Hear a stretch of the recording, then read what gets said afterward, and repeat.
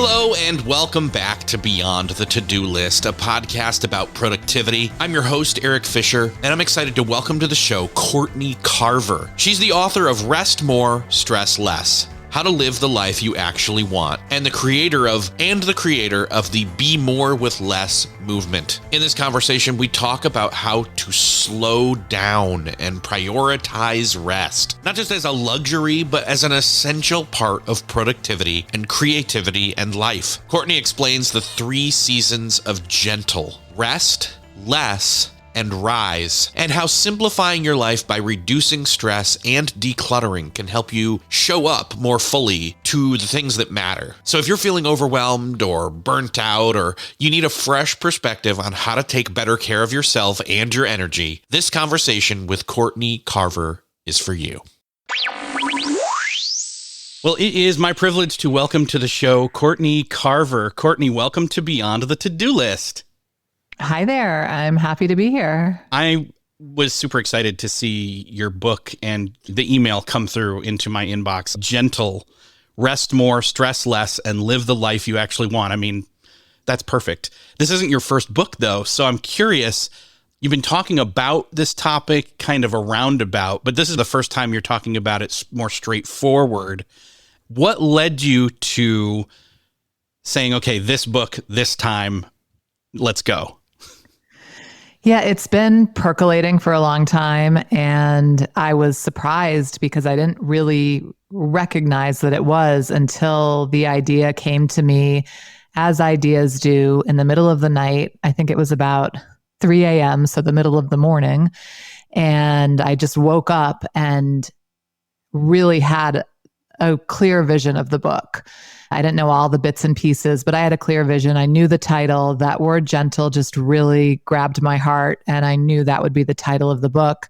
And then as I started to do more research, I was looking back at my work over the last 15 years online and articles that I've published, and I did a search for the word gentle, and it appears over and over and over again right from the very beginning. So even though I wasn't talking specifically about it, in fact, most of my work revolves around simplicity and living with less for less stress and better health. There was always gentle was just always there. So it was just waiting for its time. And thankfully, that time is now. Yeah, it's almost, I could sense from that, seeing what your other books were, that simplicity and paring things back and reducing down to there's a term, minimum viable dose or minimum suggested dose, where you get to a certain point of like, you could take a certain amount of a drug, but past a certain point, you're just wasting it because it's doing nothing, And so having that and kind of applying it to, again, like this is a productivity show, and a lot of people are like, okay, that means doing as much as you can, the most amount you can ever, squeeze it, carpe diem, get everything you can get out of every minute of every day, of every, of hour of every day, and gentle is such as you can tell by the switch in my tone and pacing, a different approach. And that's what I really appreciated about what you were bringing to this. Well, I appreciate you saying that. And what's interesting is it's not an anti-productivity book or method at all. In fact, even though its purpose is not to help you get more done, I suspect you'll probably get more done in the long run and better work done and more meaningful work done with this approach. Well, and I would say one of the symptoms of people having an addiction to a flurry of activity is because they don't feel good or satisfied about what they're getting done anyway. And so because they're so unrested, they feel the antidote to that unrest is to get ahead, get enough done so I can finally rest. Whereas you're treating it the other way around, where rest is a priority and not a reward. Rest is a necessity. That's correct. I mean, I spent decades of my life earning my rest and trying to deserve simple pleasures in life and feeling like I had to be worthy of slowing down or enjoying anything really by working really hard. And of course, trying to figure out every hack and tip to get these things done faster, probably because I wanted to be able to rest at some point. But when it's always at the bottom of the to-do list or not even on the list, it's just this elusive thing, like when I get around to it or when all this other stuff is done. But at the same time, I think what we're doing as we're busying our lives and continually adding more and more and more is we're just disconnecting from ourselves. So we don't even know what we want or need. Yeah. So you've got the book broken down into 3 parts, and we've talked very briefly about rest, but that's the first part. Talk a little bit about what the 3 components are and why you felt like that was the way to structure this for people to really get the point here. Sure. So the 3 sections are seasons of gentle, and they kind of work in conjunction with each other. And they are rest, less, and rise. You can apply these seasons to really anything in your life. I especially find them helpful when you're feeling overwhelmed or exhausted or stressed or sick or like, what do I do next? Like when we hit that moment of like, it's all too much, we want this immediate solution so that we can feel better. And so we look to ways that we can be proactive and do more to feel better. But always for me, it has to come back to starting with rest. As much as I try to avoid it, it is the answer. It is the first step. And so when I am asking myself or other people are asking me like, how do I get started on this thing that I know I need in my life? It's like, it's not time for that. You have to rest first, because if you're going to try to get to this last season of rise, which is, creating something new or working on a new project or starting a new phase of life, and you're coming from a place of being really exhausted, it's not going to feel good or go well. And it's going to take twice as long as it would if you would to come into it rested. And I know that's not always the case. Like we can't always have that. There are surprises that come up in life, but I think on a pretty consistent basis, we can, if we give ourselves that permission.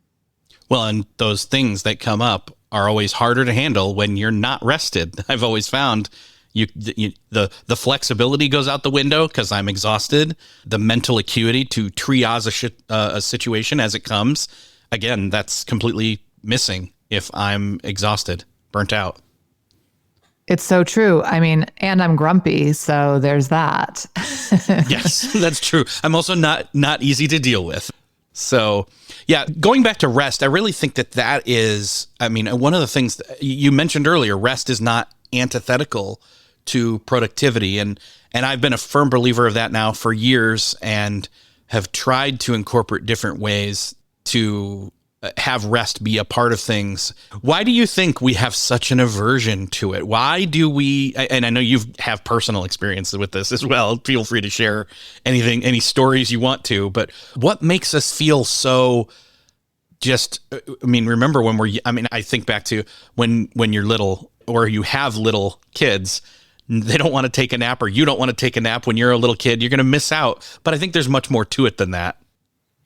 Yeah, certainly once you're an adult, there's a lot more to it. And I think part of it stems from our need to measure our self-worth by what we accomplish. So we're only as good as what we produce in a day. And I see that over and over again in myself and others who are like looking at their to-do lists. If they didn't get everything done, it was a crap day, or they were a failure, or I was lazy. Why are those two things even connected? And if we keep trying to prove who we are by what we get done, it will never be enough. Like there will always be more. And that's unsustainable, as I think a lot of us find out at some point in our lives. So really trying to break that measuring system and connecting to ourselves and our own needs and wants by slowing down enough to listen and trust ourselves is so important. But even still, like I just wrote a whole book about it, and I will still have to struggle with resting first. I almost put the rest section last in the book until I realized how silly that was. Why are you saving it for the end? It has to be the beginning. Yeah. And you even in the book say something along the lines of prioritizing rest. It's an investment instead of a waste of time. And we just Right. we don't like invest. We don't think about investing first off, but then when we do think of it, we think of it as short-term versus long-term. And we don't think about, we're so good at working in the moment, but not living in the moment in a way. And we're so like laser focused on what we accomplish in a day. But if we could zoom out and look at what we accomplish in a year, I think that that would relieve some pressure, because certainly we don't have a good sense of what's reasonable to accomplish in a day. Otherwise, we wouldn't have these long to-do lists. And that really rang true for me when I started keeping a weekly list instead of a daily list. I was much more reasonable with myself when I was looking over the course of 7 days. So I can only think that if you're planning over 3 months or a year, you might even be more reasonable with yourself. Yeah, that makes a lot of sense, and not zooming in so much. And it feels like calendar scrutiny in a way. Right. And for what? Like, that's what I have to keep asking myself, like, to what end? What if I am the best checker offer of to-do lists in the entire world? Then what? Like, what if I'm just the master of getting things done? Did I get anything that I care about done? Did I enjoy myself? Was that worth the time invested? Typically, it's more that like high of just like, oh, I just got 33 things done today.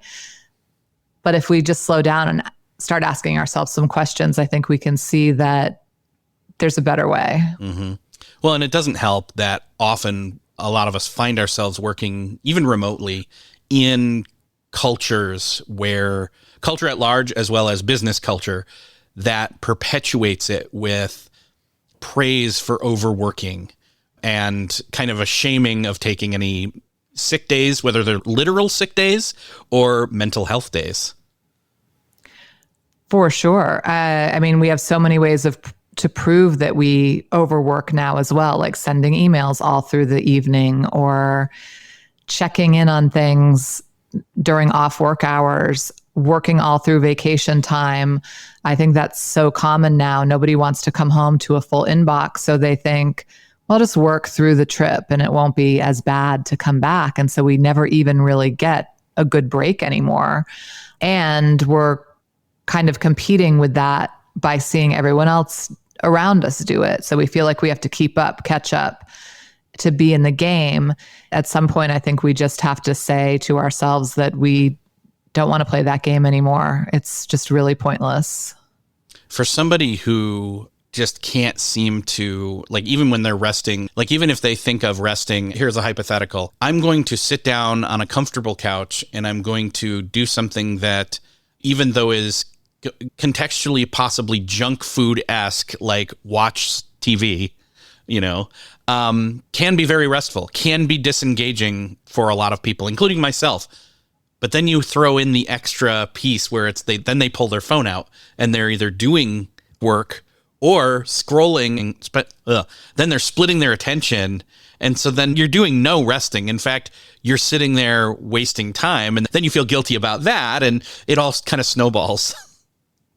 Yeah, the screen multitasking is challenging. I've never been very good at it, although I have given it my best effort. But if I watch a show and I am also either texting someone or scrolling social media, one thing is not happening, even though it looks like it is. I literally can't pay attention to both things at the same time. And I think if you think you can, you're probably not being honest with yourself. But also it is a way to soothe that feeling of discomfort when it comes to inactivity or rest.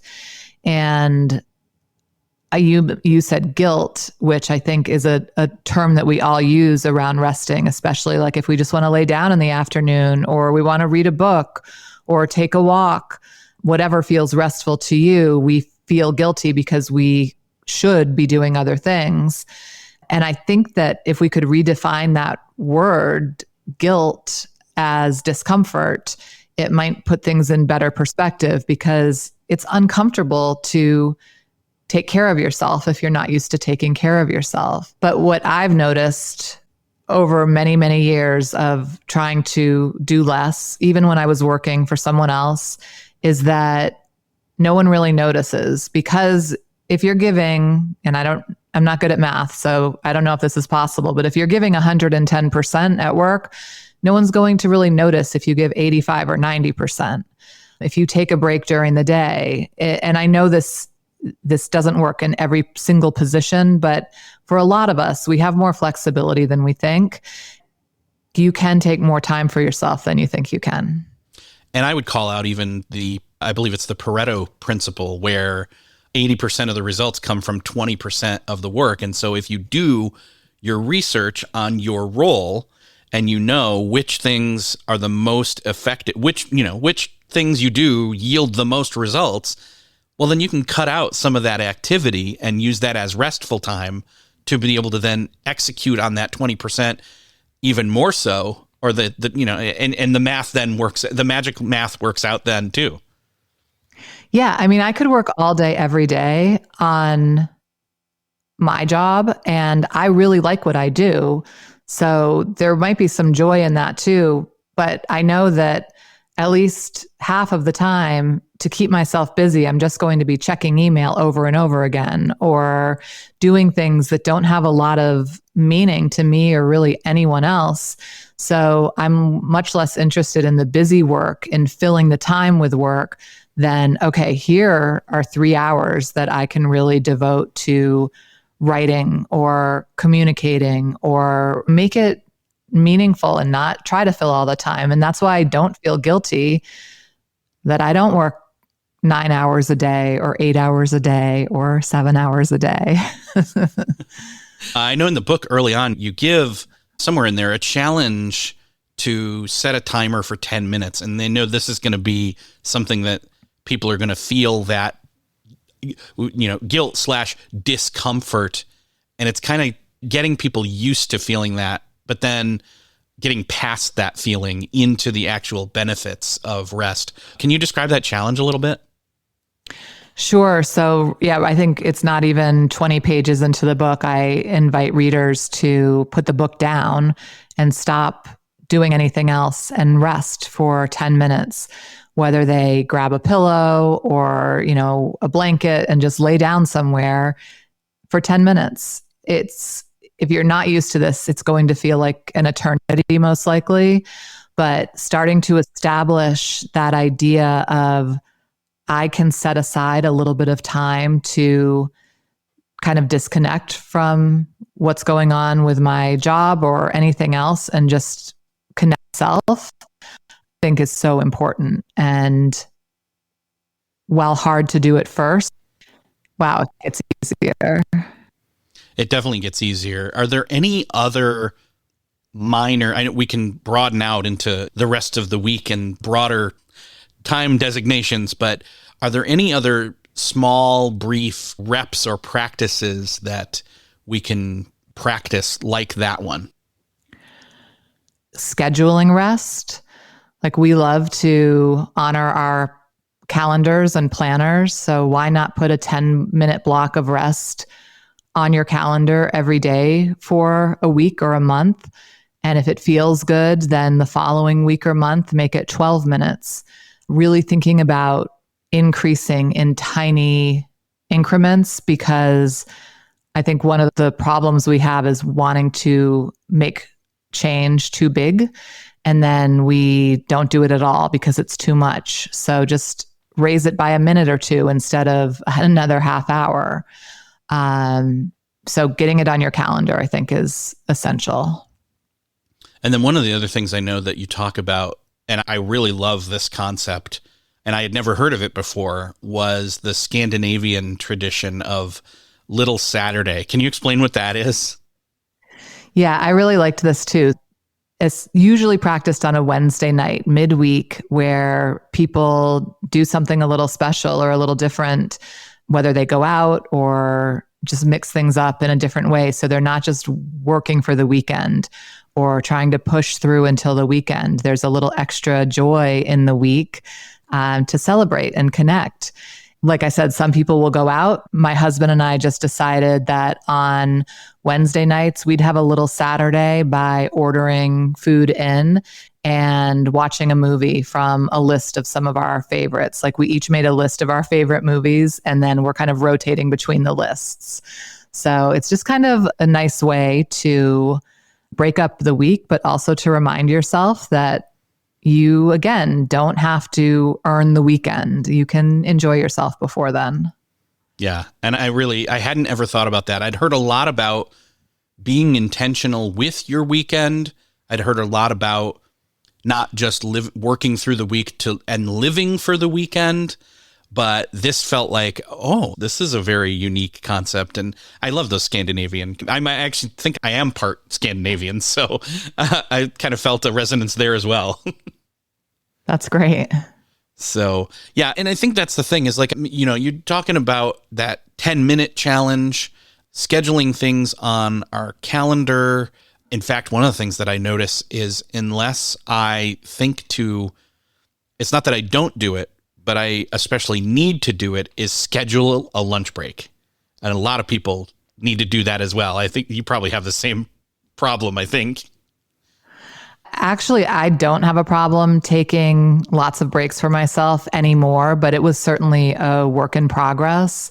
But the reason I wanted to offer these like 10-minute starting points and encouraging people to really start small and take tiny steps is that a lot of people are coming to this book who are just completely overwhelmed. They have chronic illness, or they have little kids, or they have a full-time job plus a side hustle.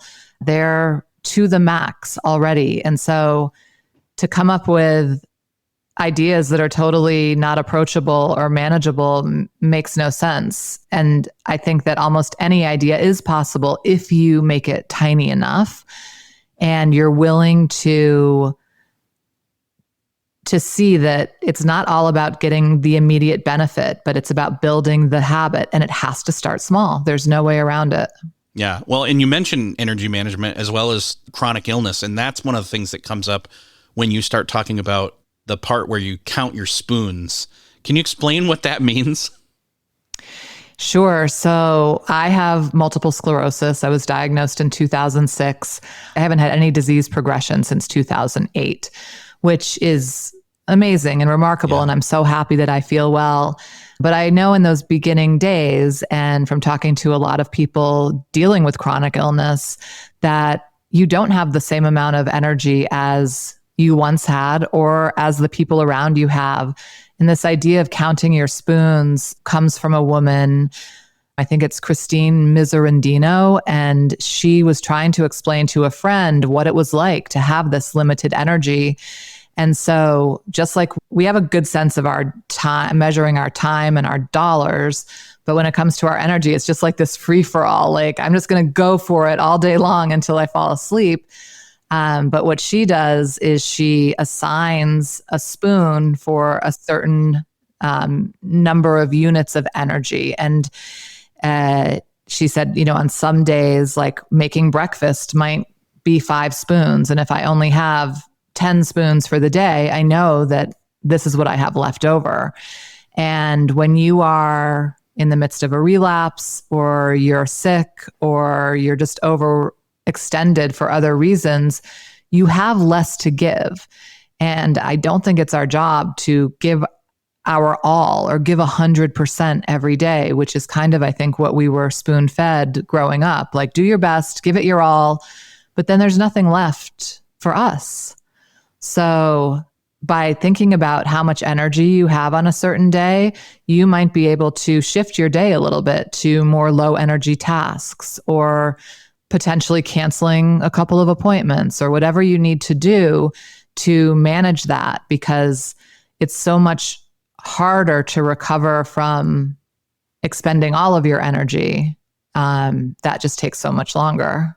I think it's funny how we talk about these things. The terminology is so flawed that you mentioned it earlier, that if you were to give 100%, well, what if we did that with our cars, right? Like, what if we drove till the tank was 100% empty? Well, then we'd be stuck on the side of the road. And so that's not how a human works either. We don't expect that of a car, right? Like, So true. we gauge how far we can go, or how fast we can go and how far we can go based on the capacity. And then we literally do stop at a rest stop to refuel. Like, why is it so hard for us to understand this for humans when it comes to, we already kind of have that language, just that metaphor just sitting there. It's so true. And we generally, with the exception of a handful of people, I think we don't expect that from other people in our lives. We don't want them to run themselves into the ground or push through at all costs. We only demand that of ourselves. And that lies again in that, like, feeling like we need to prove our worth, deserve a good life.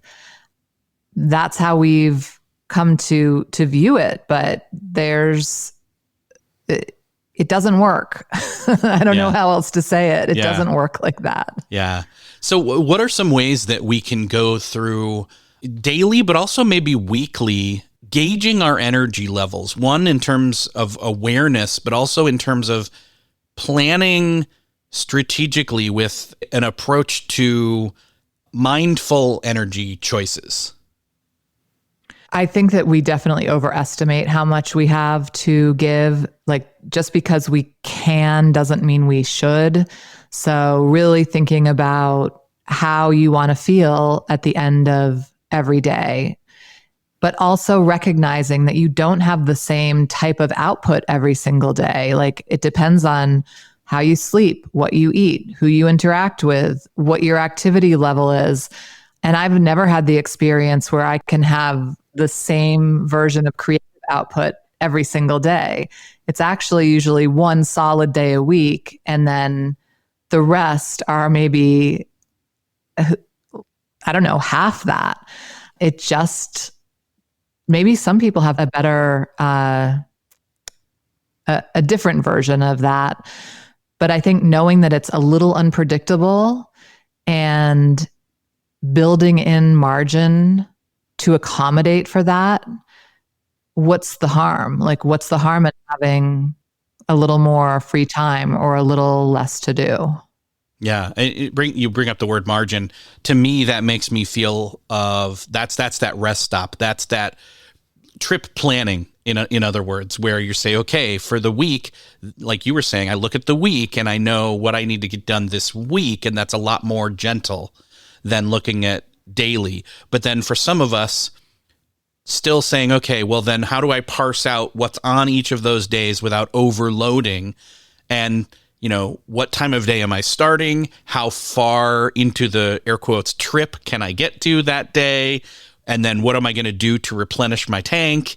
And then is there something else I need to do later that day? Who am I doing it with? It's all these kind of variables. And it can start to be a little, I don't know, over-structured for some people. But in a way, having that scaffolding or structure in place means that a lot of the work or the energy is already accounted for. And so then you aren't like playing it off the cuff or in the moment at all times, expending even more energy and leading into more stress. Totally. I think we need that structure for flexibility. That's why routine, I think, it's so important for me. However, if I do overplan or overstructure, my body will reject that completely and I will get sick. Like, there's just no question about it. I'll get a cold or a headache or something because all of a sudden I've planned within an inch of my life and all systems are like, no, we don't want that. So yeah, you just have to really play around with it. I mean, for me, having my mornings a little more structured helps the rest of the day move with more ease. And I also don't want I don't want my schedule to be so full that a surprise or an emergency will just upend my life completely. That's why there has to be that little bit of margin for the unexpected. And if it doesn't happen and I end up with extra time, okay, I'll take it. Yeah. Hey, that's more rest time. It's again, that's more margin. That means you're not, the friction is not there between the two things or multiple things you have to do or want to do even.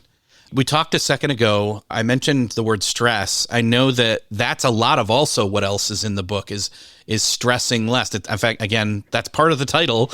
It's rest more, stress less, and live the life you actually want. And the stressing less, to me, that's almost like or to a lot of people, they would hear that stress less. Okay. That's like telling somebody, calm down. What do you mean, calm down? It's almost the opposite effect happens, right? Yes. Don't tell me to calm down. That's a problem for sure. However, I think that stressing less starts with caring about a lot less, which can feel like that's the wrong thing because we're supposed to care about everything and there's plenty to care about. But if we care about everything, I kind of think we care about nothing because we can't have the impact we want to have on a few select things.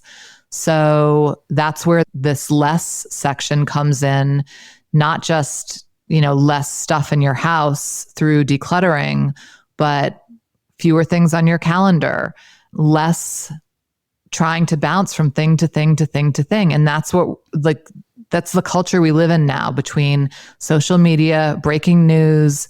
We're supposed to care about it all. And I just can't. I can care about a handful of things and that's about it. And everything else can go on I'll care about that another day.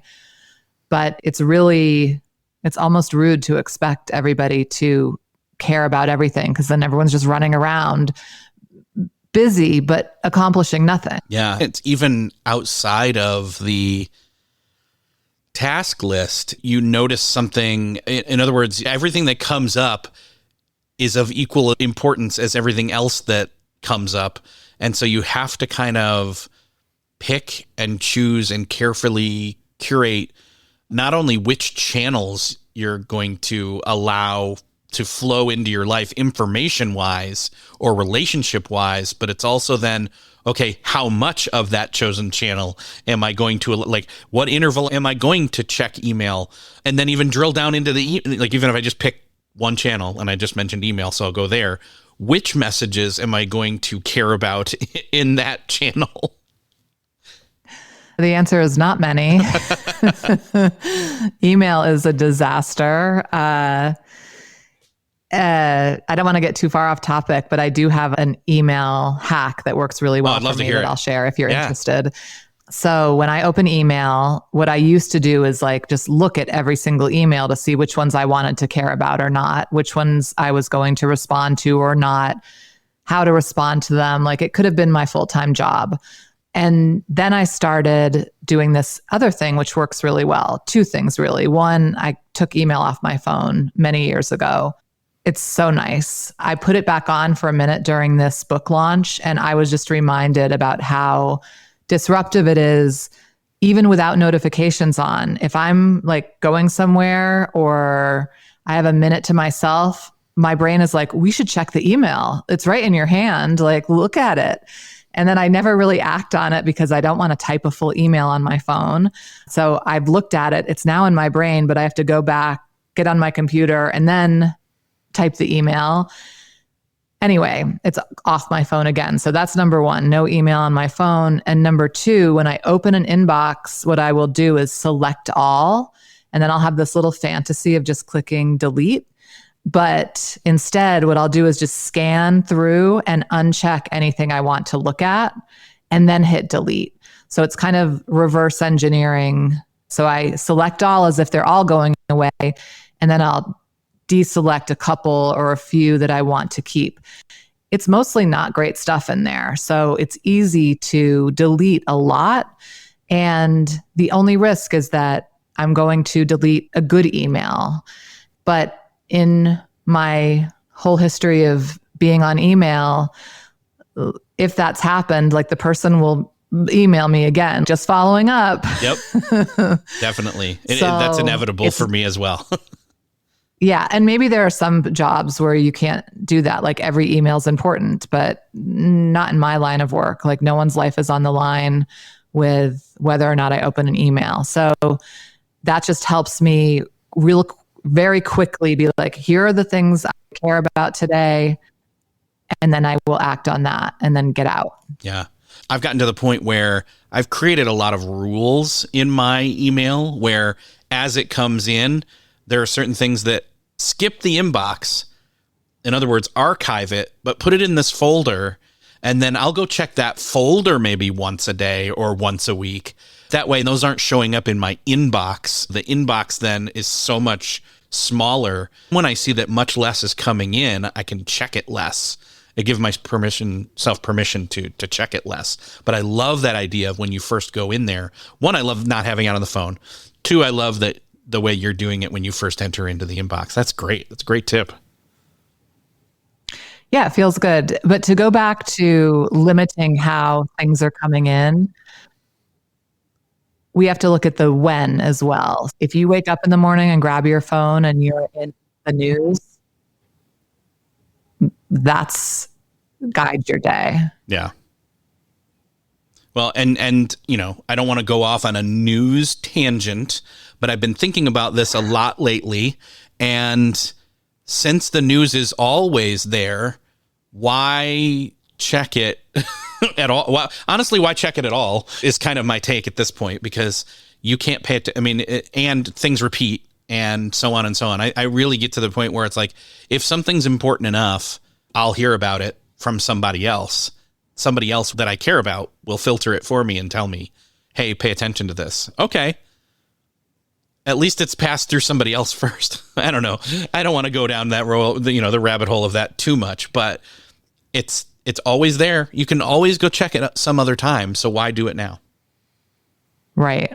We could have a whole another hour conversation about the news. I'm definitely not condoning apathy. I'm not doing that. If you hear me, I am not doing that. What I am saying is, in terms of what we're talking about, which is energy management and awareness, and also then reducing stress by, and in fact, I don't think we've used this term yet, but it's in the book, underreacting on purpose. Talk a little bit about that, actually. Yes. So there's a whole chapter in the book about underreacting. And I think it's so important that we consider our reactions and slowing down and think about how they add to our overreaction contributes to any situation. And for me, when I would overreact to things, it was like experiencing that thing twice. So it was the thing happened and that was painful. And then I lost my shit and that was also painful. So instead, and again, I don't think this happens overnight, but with some practice, you can consider how you want to respond, or if you want to respond at all to anything. And in the times where I really don't want to respond, I think thank you for your thoughtful feedback is fine. You don't have to explain. Like, not every conversation requires your input. I think it was Mandy Hale that said, not every argument, you don't have to show up for every argument, or something like that. And we do this with other people, but we also do it with things that we see online. Like, we'll see an obnoxious social media post and we just want to get in there and comment and say all of our things. For what? Like, what's the point? Like, the opposite of that is not apathy. It's actually being calm enough to make an impact, because when we're overreacting, when we're overwhelmed, when we're outraged, we might need a little spark of that to take action, but too much of it leads to complete inaction. So really figuring out how you want to respond to something, and then doing that, I think it makes a lot of sense. Like, if somebody wants to argue something with me where I know we're not going to move into a common place of agreement, or if it's feeling really contentious, I might exit the conversation and go make a donation to the thing that I care about so much instead. And that's so much more powerful than really beating each other up to the point where you just don't like each other anymore, instead of just taking care of it, doing something that you really want to do for this thing that you believe in so much. Like, how is me convincing you of this? And I'm not saying we don't need to have thoughtful conversations or discourse, but I know that there are a lot of places we go and conversations we have where we know it is really pointless and we're just mad. And so we have to say all the things. But for me, that's just a waste of energy. Yeah, there's a time, there's a place, and most of the time and place, it's not now, and it's not the internet. It's definitely not with strangers on the internet. It's definitely not with, I mean, I'm never changing anybody's mind. So not on the internet, not when it comes to dropping a comment on a post of a fresh take, so to speak. So sorry, Exactly. It's just not happening. And all it is feeding into the avalanche of information. So yeah. Let's talk and confusion and distraction. Like, yeah. Let's talk a little bit about, and this is something that you've spent a lot of time on in previous books. Let's talk a little bit about the psychological benefits of the less portion when it comes to decluttering, as well as just letting things go. Less stress, less anxiety, less decision fatigue. I'm for all of that. Sure. So when I first started decluttering, it was kind of in the early days after my diagnosis where I was really focused on getting rid of stress. And one of the big stressors in my life at that point was just heaps of debt, student loans, credit cards, car loans, all of it that I have just been collecting since I could get my hands on a credit card when I turned 18.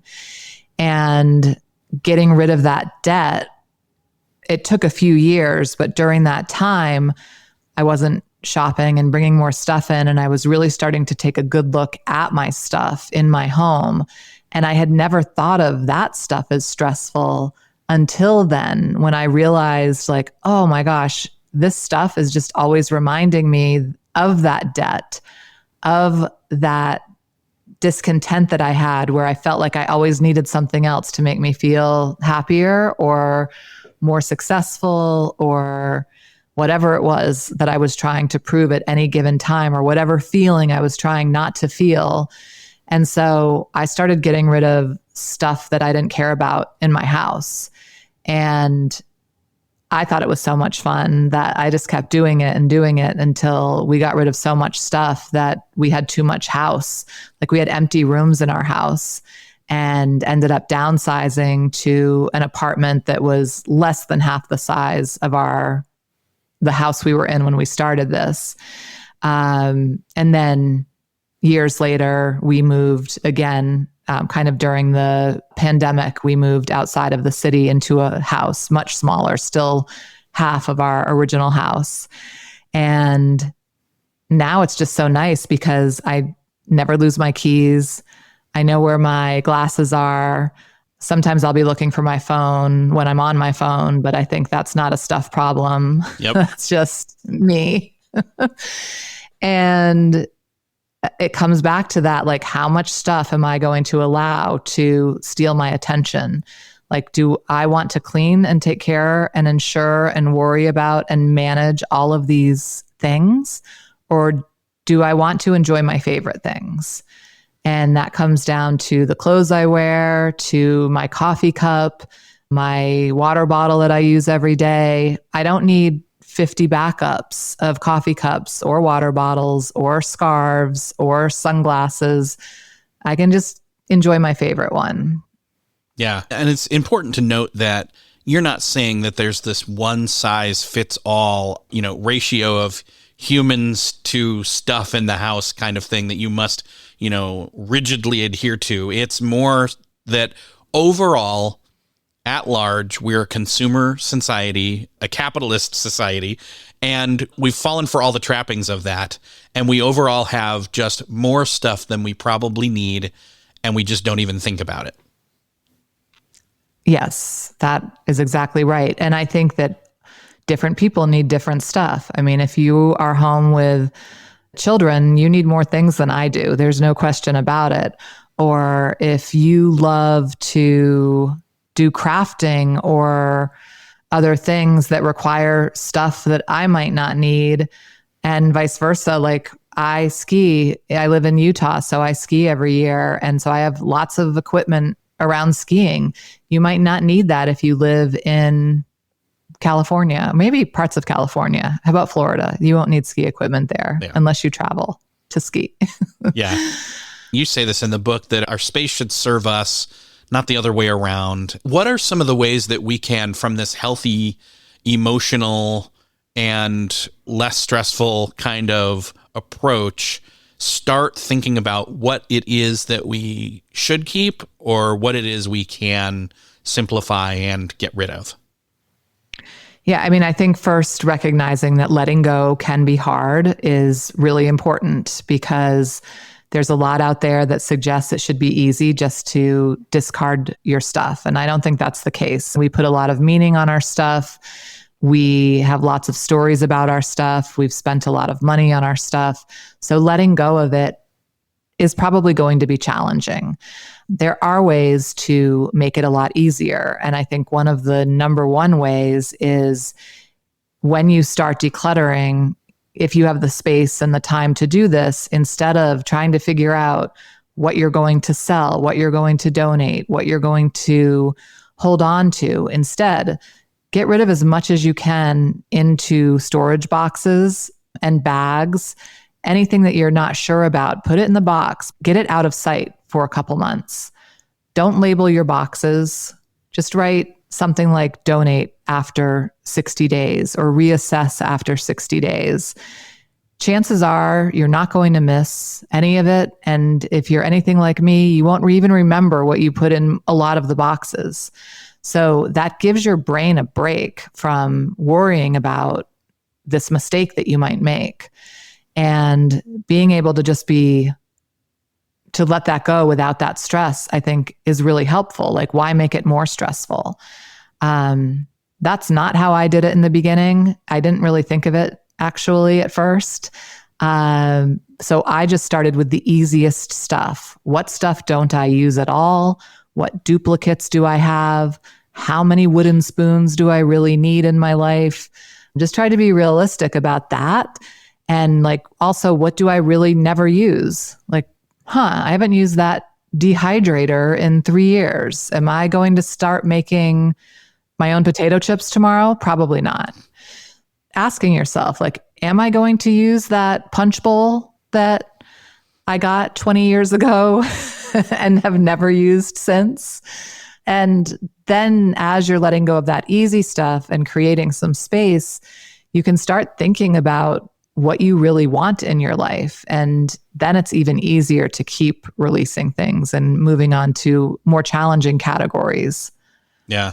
Well, and that leaves us into the third part of the book, which is we're going to leave as a cliffhanger for people to grab the book, which is all about the rise section, rebuilding intentionally the life that you actually want to live. But again, I felt there was so much more of an importance. You prioritized the sections of the book this way for a reason. And I'm so glad you put rest up front. It made a lot of sense. Courtney, I'd love to push people to where they can find more about all the things you're doing, but also the new book. Sure. So they can visit my website, which is bemorewithless.com. I am on Instagram at bemorewithless. And the book is anywhere you like to get books in any format. Perfect. And I'll make sure to link up to all of that in the show notes for the episode.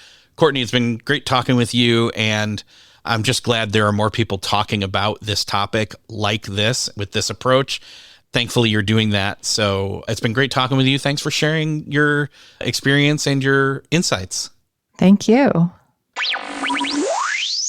Well, that's another podcast crossed off your listening to-do list. I hope that you enjoyed learning how to rest more and stress less with Courtney Carver, and started to incorporate in your mind at least initial steps of thinking how to rest, how to less, and how to rise, and what you can do to simplify in your life to reduce stress and to declutter, and that way you can show up more and with more energy for the things that matter the most. If you found something helpful in this podcast, I would love for you to latch onto that. Think if somebody you know needs to hear this episode and share it with them. Hit that share button wherever you're listening to this, your podcast player app of choice, or head on over to the show notes at beyondthetodolist.com. That's where you can find links to all our sponsors for this episode to help support the show, or a bunch of productivity tools I use to make the show that will help you as well and have pretty good discounts on them. Thank you so much for sharing. Thanks again for listening, and I'll see you next episode.